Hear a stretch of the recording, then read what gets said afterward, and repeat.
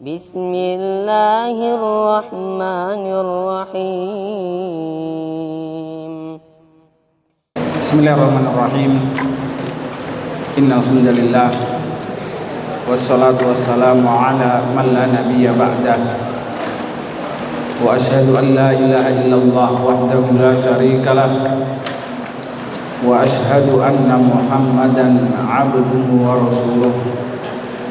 Sallallahu alaihi wa ala alihi wa sahbihi ajma'in. Amma ba'd. Ma'asyiral muslimin rahimani rahimakumullah. Kali ini kita membahas pembahasan yang kedua, yaitu pembahasan tentang berdiri dalam sholat. Berdiri dalam sholat ini hukumnya rukun bagi yang mampu dalam sholat fardu. Saya ulangi, jadi berdiri dalam sholat itu hukumnya adalah rukun sholat bagi yang mampu dalam sholat fardu. Maka barang siapa yang sholat 5 waktu, dia bisa berdiri tapi duduk di kursi, sholatnya batal. Apabila tidak ada uzur, ya. Adapun sholat sunnah diperbolehkan dilaksanakan dengan duduk walaupun mampu berdiri. Maka Imam Albani rahimahullah beliau berkata, wa kana sallallahu alaihi wasallam yaqifu fiha qa'iman fil fardi wat tatawwu'i. Dan Rasulullah sallallahu alaihi wasallam itu berdiri tegak dalam sholat fardu dan dalam sholat sunnah, iktimaron biqauli ta'ala, sebagai bentuk pelaksanaan perintah Allah, wa qumu lillahi qanitin, dan berdirilah untuk Allah di dalam sholatmu qanitin, yaitu dengan keadaan khusyuk, merendahkan diri di hadapan Allah Subhanahu wa taala.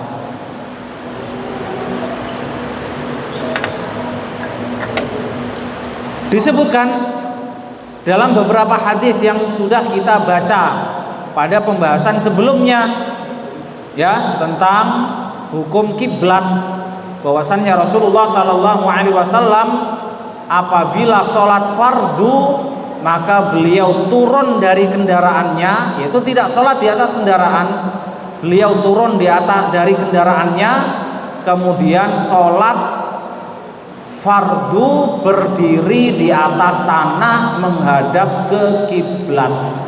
Ya, hadis ini sudah kita baca pada pembahasan yang lalu. Disebutkan pada hadis yang lain, ya, seperti pada hadis Hafsah Ummul Mukminin, istri Nabi sallallahu alaihi wasallam, dia berkata, "Ma ra'aitu Rasulullah sallallahu alaihi wasallam shalla subhatahu qa'idan qattun."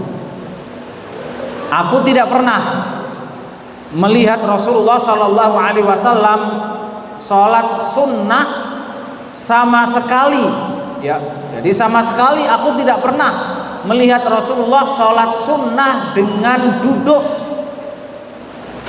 Hatta kana qabla wafatihi bi'am, hingga ketika 1 tahun sebelum wafatnya, fakana yusolli fi subhatihi qa'idan, beliau sholat sunnah itu dengan duduk.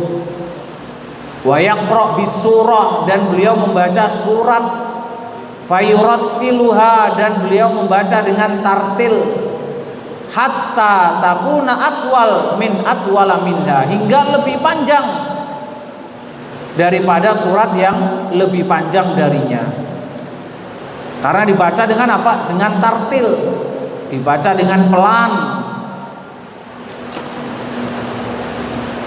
Hadis ini riwayat Imam Malik, ya, dan dari sanadnya Imam Malik diriwayatkan oleh Muslim, juga disebutkan oleh An-Nasa'i dan Tirmidzi dan yang lainnya. Kaum muslimin rahimani rahimakumullah. Ini menunjukkan bahwasannya apa? Rasulullah Shallallahu Alaihi Wasallam dalam sholat sunnah itu selalu berdiri hingga di akhir masa-masa hidupnya sebelum wafat. Beliau tidak mampu berdiri lama, maka beliau sholatnya dengan duduk, tapi itu pada sholat sunnah. Adapun perintah sholat agar dilaksanakan dengan berdiri, ini disebutkan dalam surat Al-Baqarah ayat 238 yang kita baca di atas, wa qumu lillahi qanitin. Ada kalimat kumu kata perintah, dan hukum asalnya kata perintah bermakna wajib, harus dilaksanakan, ya. Maka berdirilah dalam sholatmu karena Allah atau untuk Allah dalam keadaan qanitin. Qanitin itu diartikan khashi'in, zalilin, mustaqinin baina yadai. Khashi'in yaitu khusyuk, zalilin merendahkan diri di hadapan Allah, mustaqinin dan tenang. Ya, khusyuk, merendahkan diri dan tenang. Wa hadzal amru mustalzimun tarkal kalami fi sholati. Maka perintah ini melazimkan tidak boleh bicara dalam sholat, limunafatihi iyaha, karena berbicara itu bertentangan, berlawanan dengan penafsiran di atas. Walihada lamma amtana'an Nabi sallallahu alaihi wasallam minar raddi ala Ibni Mas'ud hina sallama alaihi wa huwa fi shalah i'tadara ilaihi bidzalik. Oleh sebab itu Nabi sallallahu alaihi wasallam ketika tidak menjawab salamnya Abdullah ibnu Mas'ud ketika beliau sholat, ya, ketika selesai sholat maka beliau minta udzur, ya, menyebutkan udzur. Rasulullah berkata, inna fis sholati la syughlan, sesungguhnya sholat itu sudah merupakan suatu kesibukan, ya, dalam sholat itu sudah ada kesibukan, dan kesibukan dalam sholat tidak boleh apa? Tidak boleh disibukkan dengan kesibukan yang lain. Kada fi tafsiri Ibni Katsir, seperti ini yang disebutkan dalam tafsir Ibni Katsir. Nah, kaum muslimin rahimani rahimakumullah, berarti orang yang di dalam sholat tidak boleh menjawab salam. Dan kata qanitin itu melazimkan apa? Melazimkan seseorang tidak boleh bicara, tidak boleh banyak bergerak, tidak boleh menoleh, ya. Itu semua berlawanan dengan apa? Dengan lafadz khashi'in, qanitin, mustaqinin, dzalilin.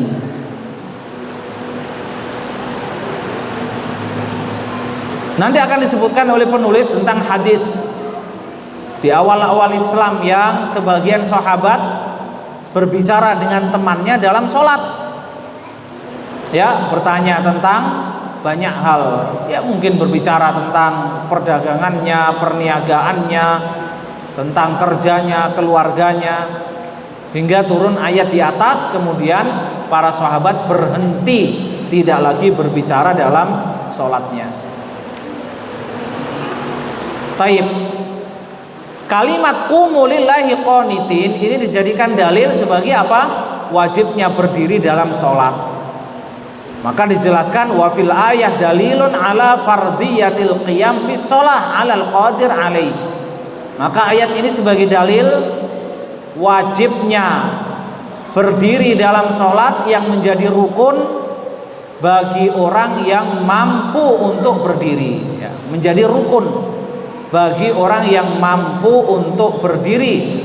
Kama yadullu ala dzalik al-ayah allati ba'daha, seperti yang disebutkan pada ayat berikutnya. Ya, ayat berikutnya disebutkan apa? Fa in khiftum farijalan aw rukbana. Tapi kalau kamu dalam keadaan takut, dalam kondisi perang, maka boleh engkau melaksanakan sholat walaupun tidak berdiri, dengan naik kendaraan ataupun berjalan kaki. Berarti hukum asalnya apa? Berdiri. Boleh tidak berdiri kapan? Kalau ada udzur. Nah, perhatikan kalimat berikutnya, wa qad naqalal ulama ijma'al ummah ala hadza. Ya, para ulama telah menukil bahwasannya berdiri itu adalah rukun salat, itu adalah perkara yang sudah disepakati para ulama.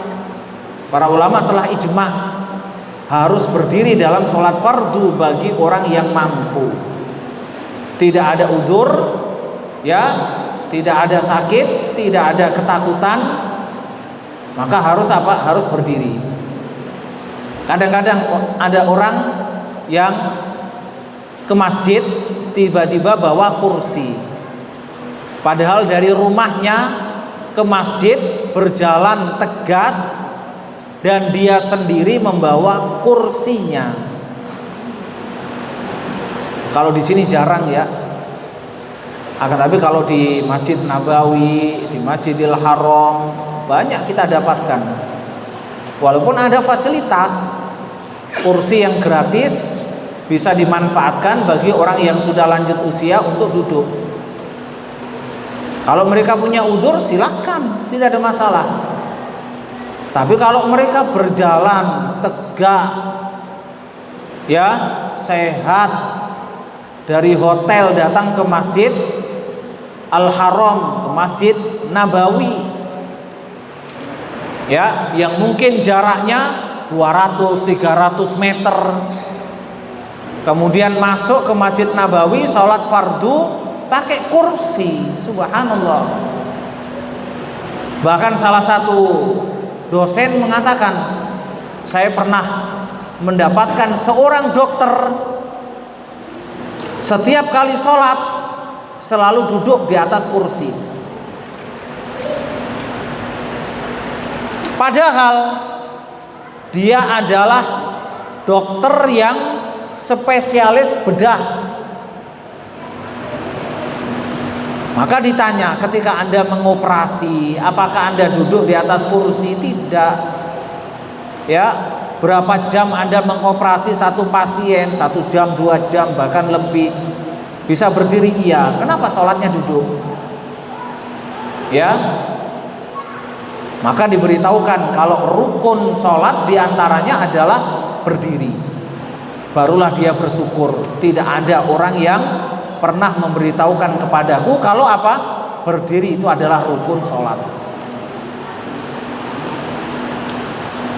Kaum muslimin rahimani rahimakumullah. Kemudian beliau berkata, kana imaman au ma'muman. Wajibnya berdiri itu berlaku bagi imam dan berlaku bagi makmum.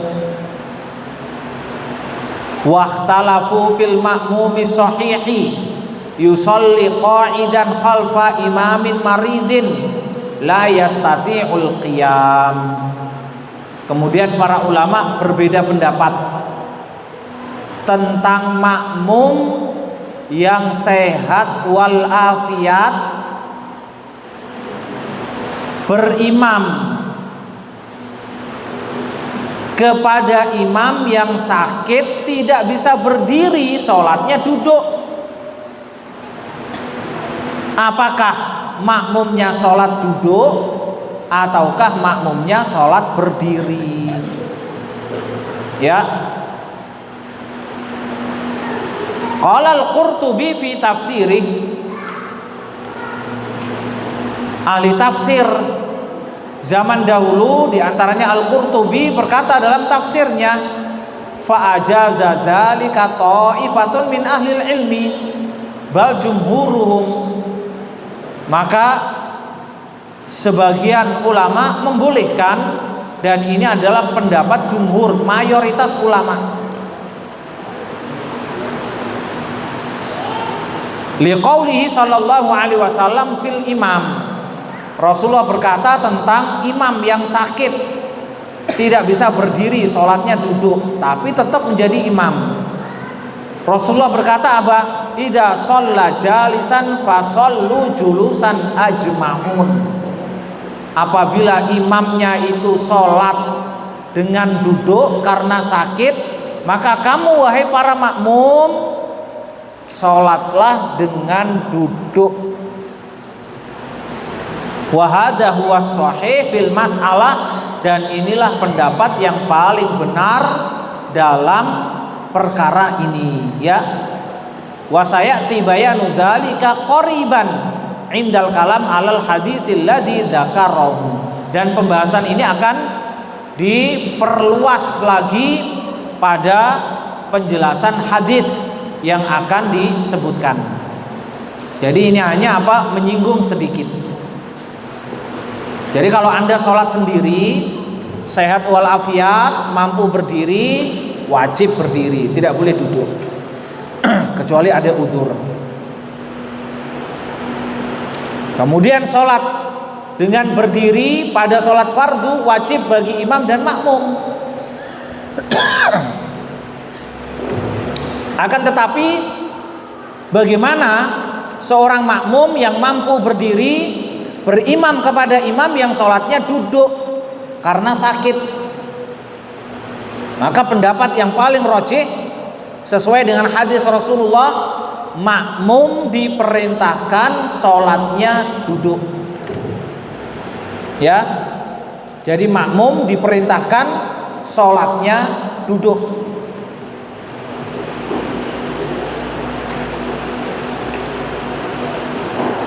Wa ammal qiyam fin nafilah faqad naqala an-Nawawi fi syarh Muslim ijma'al ulama ala jawazi tarki ma'al qudrah alaih. Adapun dalam sholat sunnah, maka Imam Nawawi menukil ijma' para ulama, kesepakatan para ulama, boleh tidak berdiri walaupun mampu. Jadi kalau sholat sunnah mampu berdiri tapi dia ingin melaksanakan dengan duduk, maka hukumnya boleh. Dan ini adalah ijma, kesepakatan para ulama. Artinya ijma apa? Ya tidak ada perbedaan pendapat di antara mereka. Mustadillan bi sholatihi sallallahu alaihi wasallam jalisan fi sholatil lail kama ya'ti. Ya, mereka berdalil dengan hadis yang menjelaskan sholatnya Rasulullah sholat malam dengan duduk, dan ini akan kita bahas lebih lanjut pada babnya.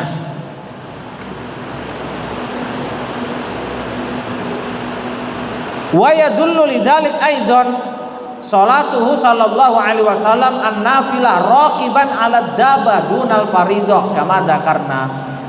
Dan dalil kedua seperti yang sudah kita jelaskan pada bab sebelumnya, bahwasannya Rasulullah sallallahu alaihi wasallam itu sholat sunnah di atas kendaraannya.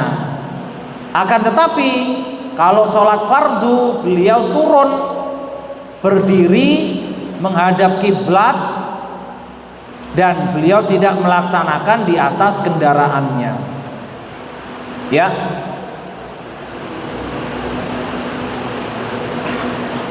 Kaum muslimin rahimani rahimakumullah,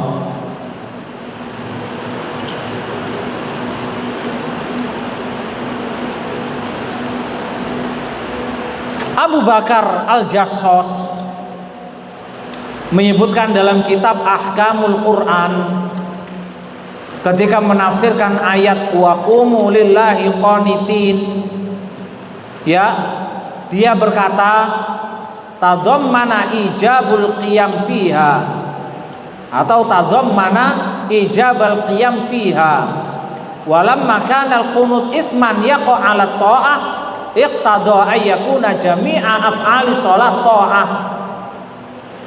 Ya, ayat ini mengandung wajibnya, ya, mengandung hukum wajibnya berdiri dalam sholat fardu.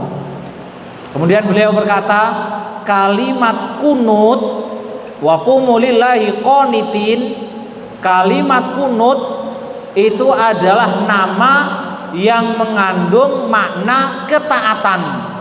Jadi itu adalah nama, istilah atau kalimat yang mengandung amal ketaatan. Berarti ini melazimkan seluruh perbuatan, perkataan, ucapan, doa di dalam sholat itu semua adalah amal ketaatan. Wa alla yatakhallalaha ghairuha, dan tidak boleh disisipi yang lainnya. Ya, jadi kalau kita diperintahkan wa qumu lillahi qanitin, qanitin khashi'in, dzalilin, mustaqinin, kalimat kunut bermakna apa? Ibadah. Berarti ini perintah agar sholat kita itu diisi dengan seluruh ibadah. Dengan kata lain, sholat itu dari Anda takbiratul ihram sampai Anda salam, semua gerakan, ucapan, niat itu dihukumi ibadah. Kalau itu adalah ibadah, berarti apa?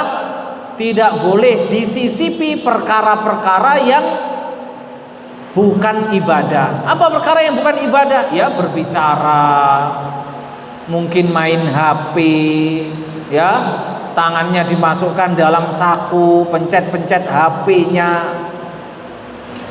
atau HP-nya taruh di bawah, ya. Kemudian ada orang yang nilpun, gundah gulana, siapa yang nilpun ini? Kok namanya si dia? Ini semua adalah perkara yang masuk dalam gerakan sholat, tidak diperbolehkan. Termasuk menoleh, akan ada larangan. Termasuk berkaca pinggang, akan ada larangan. Bahkan di antara gerakan-gerakan yang dilakukan di dalam sholat yang tidak termasuk gerakan sholat itu bisa membatalkan sholat. Apa itu pembatal sholat? Nanti kita bahas, ya. Di antaranya berbicara, kemudian tertawa, terbahak-bahak, itu membatalkan sholat, ya. Sebagian ulama mengatakan perbuatan-perbuatan, gerakan-gerakan yang dilakukan terus-menerus di dalam sholat yang itu bukan gerakan sholat, itu termasuk pembatal sholat. Nanti kita bahas nanti, insya Allah pada babnya tersendiri, ya. Maka beliau berkata, li'annal qunut huwa dawam 'ala syai'. Karena kata kunut itu artinya adalah seseorang senantiasa dalam satu kondisi. Dalam satu kondisi apa? Ya, dalam kondisi sholat. Fa'afada dzalika an-nahya 'anil kalami fiha. Maka itu memberikan faidah larangan sholat, larangan berbicara dalam sholat. Wa 'anil masyi, berjalan tidak boleh. Wa 'anil ittija, tidur. Wa 'anil akli, makan. Wasyurbi, minum. Wa kullu fi'lin laisa bita'ah, dan seluruh perbuatan yang tidak termasuk amal ketaatan sholat, yang tidak termasuk gerakan sholat, itu semua pembatal sholat. Jadi kalau orang sholat sambil makan, sambil minum, batal sholatnya.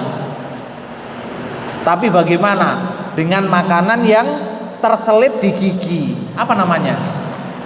Makanan yang terselip di gigi namanya apa? Hah? Apa namanya?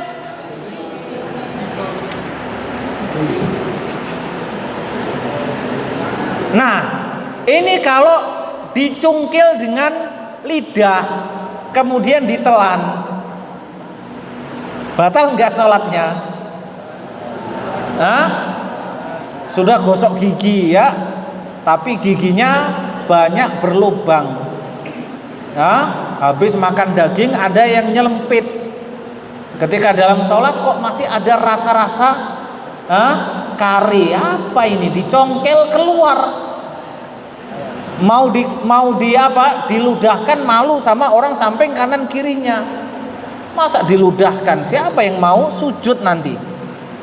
Ditelan. Ini pernah ditanyakan ke Syekh Shaleh Fauzan. Ya, beliau mengatakan itu tidak masuk dalam definisi makan. Ya, itu tidak masuk dalam definisi makan. Kalau tidak masuk dalam definisi makan berarti apa? Tidak membatalkan sholat. Hampir yang ada yang hampir mirip dengan ini, yaitu apa? Menelan ingus. Ingusnya keluar terus ya, disedot, ditelan. Jangan tertawa, mungkin Anda juga pernah melakukan. Kenapa tidak ada tisu? Ya. Hukumnya apa? Tidak batal sholatnya. Kenapa? Karena itu tidak masuk dalam definisi minum. Orang makan minum itu memasukkan makanan atau minuman yang ada di luar mulut, baru ditelan, itu definisi minum. Ya. Akan tetapi sesuatu yang tersisa di gigi kemudian dia apa? Dikeluarkan dan ditelan, itu tidak masuk dalam definisi makan dan minum. Akan tetapi apakah ini berlaku juga dalam puasa? Allahu a'lam bishawab. Hukum asalnya berlaku juga dalam puasa. Ya. Kalau masalah menelan ludah, menelan ingus, itu dibahas oleh para ulama, terutama dalam mazhab Syafi'i. Sebagian ulama mengatakan batal, tapi ini pendapat yang lemah, dibantah oleh Ibnu Utsaimin, tidak benar. Jadi menelan ludah, menelan ingus ketika puasa itu bukan pembatal puasa. Naam.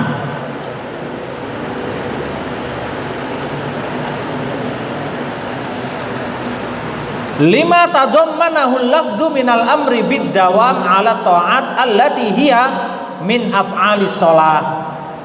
Karena itu adalah lafaz yang mengandung perintah senantiasa melaksanakan amal ketaatan, senantiasa dalam sholat. Wan nahyu an qat'iha bil istighal bi ghairiha, dan perintah waqumu lillahi qanitin itu melazimkan apa? Larangan membatalkan sholatnya, memutuskan sholatnya dengan kesibukan selain gerakan sholat. Lima fihi min tarkil qunut alladhi huwa dawam 'alaiha. Ya, karena kalau seseorang memutuskan sholatnya berarti tidak masuk dalam keumuman kunut. Berarti dia tidak kunut. Kunut di sini maksudnya senantiasa dalam amal ketaatan, senantiasa dalam sholat. Waqtadu aidan ad-dawam 'alal khusyu' was-sukun. Perintah ini juga mengandung makna senantiasa khusyuk, senantiasa diam. Li'anna lafdha yantawi 'alaihi wa yaqtadi, karena lafadz qanitin itu mencakup makna khusyuk, makna as-sukun, makna khusyuk dan makna diam. Fantadhama hadzal lafdhu ma'a qillati hurufihi jami'a af'ali shalah wa adkariha, ya, wa mafrudiha wa masnuniha. Maka kalimat yang pendek ini, wa qumu lillahi qanitin, kalimat yang pendek ini telah mencakup seluruh amalan-amalan sholat, gerakan-gerakan sholat, baik itu zikir-zikirnya, kewajiban-kewajibannya, rukunnya, sunnahnya. Waqtadun nahya an kulli fi'lin laisa bita'atin fiha, demikian juga melazimkan larangan melakukan perbuatan-perbuatan yang tidak termasuk amal ketaatan atau gerakan sholat. Wallahul muwaffaq wal mu'in. Ya, ini istinbat yang detail yang disebutkan oleh siapa? Oleh ulama salaf. Naam.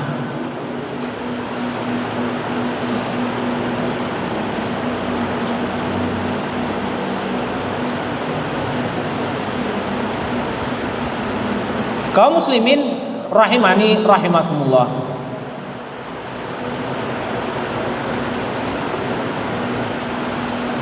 Kemudian Imam Albani rahimahullah berkata pada matannya, wa amma fis safar fakana yusalli ala rahilatihi an-nafilah wa sanna li ummatihi ay yusallu fil khawfi syadid ala aqdamihim rukbanan kama taqaddam wa dzalika qaulu ta'ala hafidhu ala sholawati was sholatil wusta wa qumu lillahi qanitin fa in khiftum farijalan aw rukbana fa idza amintum fadhkurullaha kama 'allamakum ma lam takunu ta'lamun.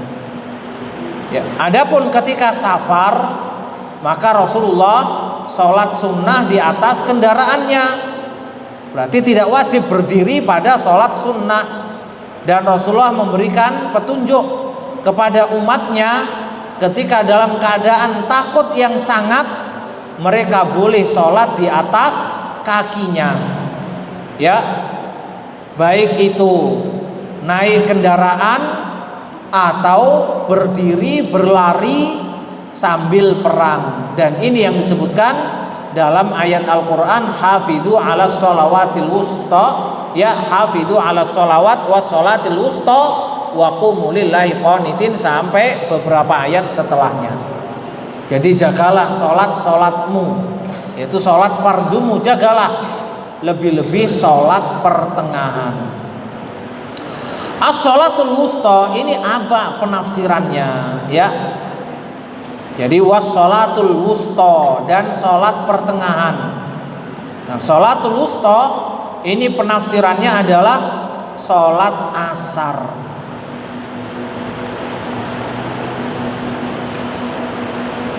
Dalilnya apa? Dalilnya adalah hadis Rasulullah Sallallahu Alaihi Wasallam ketika perang Ahzab. Rasulullah berkata, "Syaghaluna 'ani sholatil wusta sholatil asri." Mereka telah menyibukkan kita dari sholat pertengahan, yaitu sholat asar. Mala Allah kuburahum wa buyutahum naro. Semoga Allah memenuhi kuburan mereka, rumah-rumah mereka dengan api neraka. Ini hukuman bagi orang yang menyibukkan kaum muslimin dari sholatnya. Jadi kalau ada seseorang, ya, menghalangi orang muslim untuk sholat sampai keluar waktunya, ya ini salah satu ancamannya. Kalau hanya karena jadwal yang sudah ditentukan, itu tidak termasuk menghalang-halangi pelaksanaan sholat. Misalnya, ya, di pondok selesai belajar jam berapa di sini? Jam 12. Hah? Jam 12 atau setengah 1? Hah? Lah, duhur.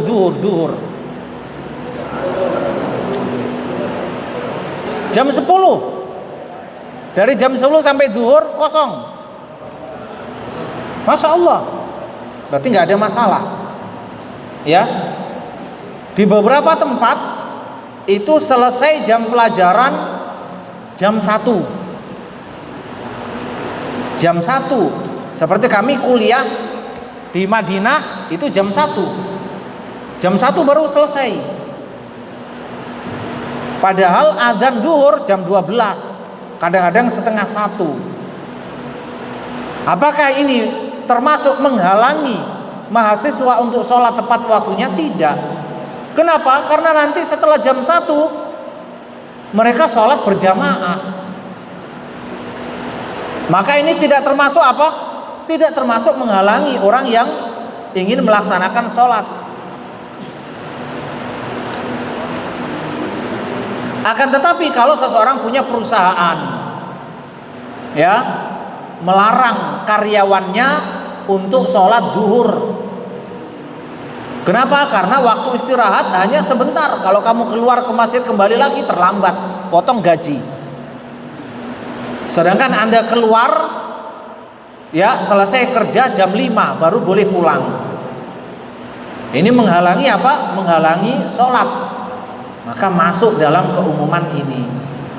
Demikian juga orang-orang kafir yang membuat acara-acara televisi untuk menghalangi kaum muslimin melaksanakan sholat. Nah, ini lebih-lebih pada apa? Pada musim Ramadan. Kadang-kadang musim Ramadan itu ada edisi khusus, sinetron edisi khusus, dibuat semenarik mungkin. Padahal itu adalah waktu apa? Waktu orang melaksanakan sholat isya, sholat taraweh. Maka tidak jarang di antara kaum muslimin lebih baik meninggalkan sholat isya, lebih baik meninggalkan sholat taraweh, nanti ikut yang akhir malam. Ya, untuk apa? Untuk menyaksikan sinetron itu. Nah, ini masuk.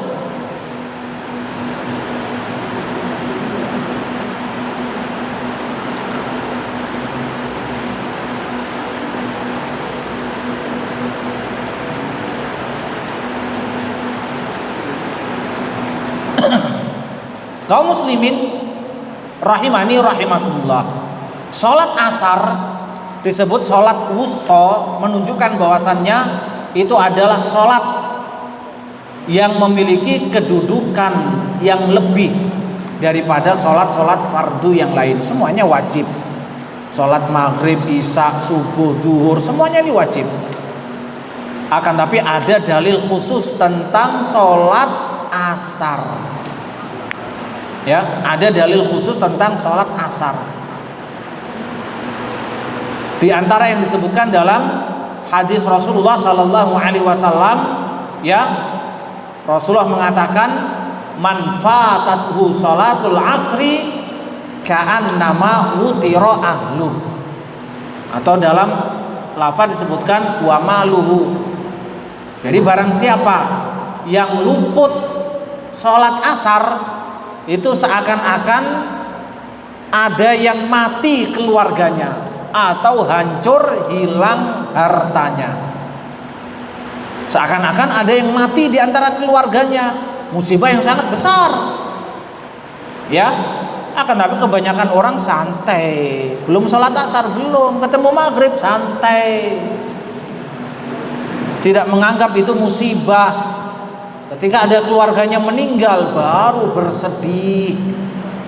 Ini pelajaran bagi kita semua, ya, bahwasanya meninggalkan suatu kewajiban itu adalah musibah yang kita pantas untuk bersedih. Maka di antara para sahabat ada yang terlambat melaksanakan sholat asar karena sibuk kerja di kebun. Maka apa yang dia lakukan? Dia wakafkan kebunnya. Tidak ingin sibuk dengan dunia. Setiap dunia yang menyibukkan dari ibadah berarti itu adalah apa? Sesuatu yang harus ditinggalkan. Itu sikap mereka. Bagaimana kalau main game? Nah, ini yang masih muda ini, generasi Android. Ya, generasi Android, generasi Apple. Main game, azan sebentar, ya, mau menang